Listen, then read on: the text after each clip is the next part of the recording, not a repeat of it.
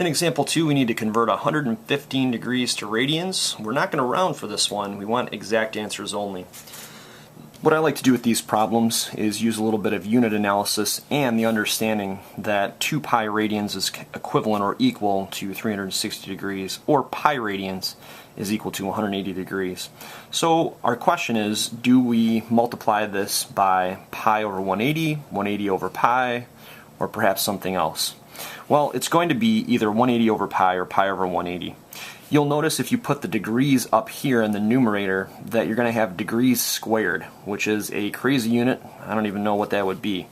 So we want the degrees to cancel out. You can think of 115 as being 115 degrees over 1.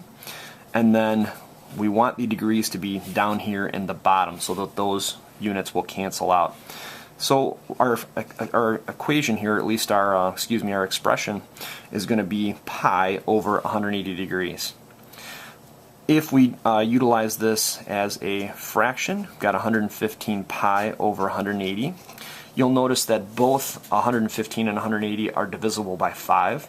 And if we do that division by 5, we'll wind up with 23, I believe, in the top there. And there's a pi hanging out.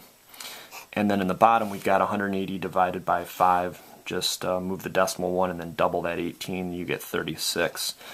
A 23, not divisible by anything but 1 in itself, prime number, and this will be your final solution, 23 pi over 36. Keep in mind we need to go to radians. There's no unit here, so this is definitely radians. If you want to write RAD or radians, feel free to do so, but you're going to see this written with no unit there. There's no unit, it's definitely radians.